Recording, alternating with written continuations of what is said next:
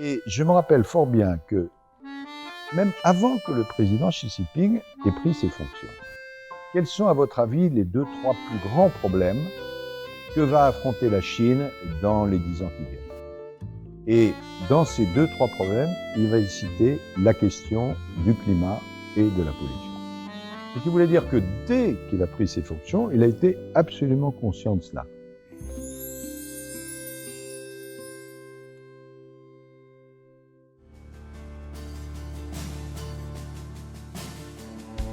为了应对全球变暖，联合国气候变化大会召开了20多年，世界各国争吵不休，却始终没有达成一个实质性的减排方案。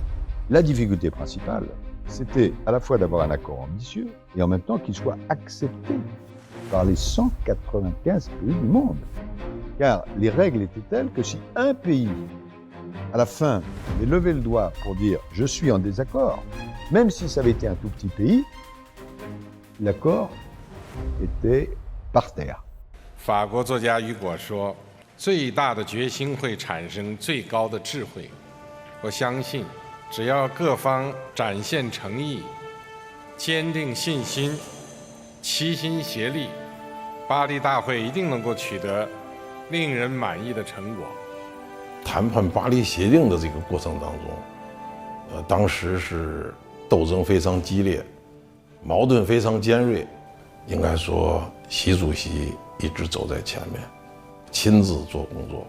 他要求各个国家要求同存异，相向而行，说最后呢要做极端意见的各方的工作，然后呢要把最后的结果呢往中间靠。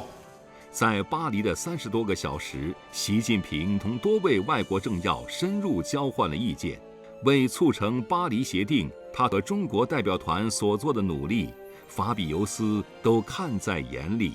Et évidemment, cette impulsion personnelle des présidents, singulièrement du président chinois, ont eu beaucoup d'importance. Et nous sommes arrivés à ce qui était un petit peu un miracle, puisque je vous en fais la confidence, où j'ai présenté le texte final, l'ensemble des pays du monde qui étaient là. Il y avait quelques pays qui étaient quand même un peu réticents. Alors je suis allé voir mon collègue et ami chinois, avec qui nous avons travaillé ensemble, qui j'avais pleine confiance, m'a dit, le président Xi m'a dit qu'il fallait que ce soit un succès, je vais t'aider.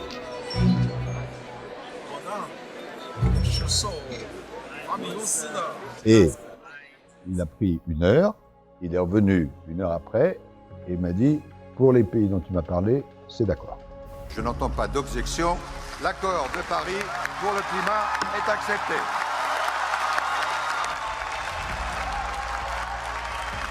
C'est un petit marteau, mais je pense qu'il peut faire de grandes choses. Et je me rappelle très bien qu'à cette époque, obtenir l'accord mondial qui a été obtenu sans l'appui extrêmement efficace de la Chine, et en particulier du président chinois. Mais il s'agit maintenant de l'appliquer. Et c'est là où la Chine en particulier a un rôle essentiel. 中国将提高国家自主贡献力度，采取更加有力的政策和措施。二氧化碳排放力争于2030年前达到峰值，努力争取2060年前实现碳中和。La déclaration du président Xi Jinping devant l'Assemblée générale des Nations unies a été la première très importante à faire bouger les choses. Pour essayer de diminuer l'importance du charbon, des efforts à faire. C'est pas facile, parce que ça signifie que des modes de production, de consommation vont devoir être changés. Et évidemment, il y a des programmes en ce sens. On l'a vu notamment dans le 14e plan chinois.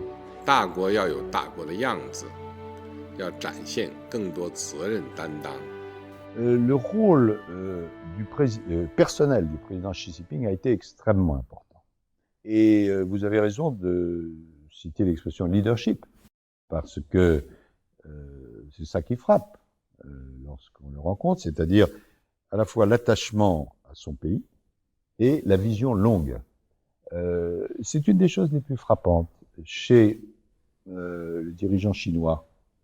Souvent, on dit que les Occidentaux n'ont pas la même perception du temps.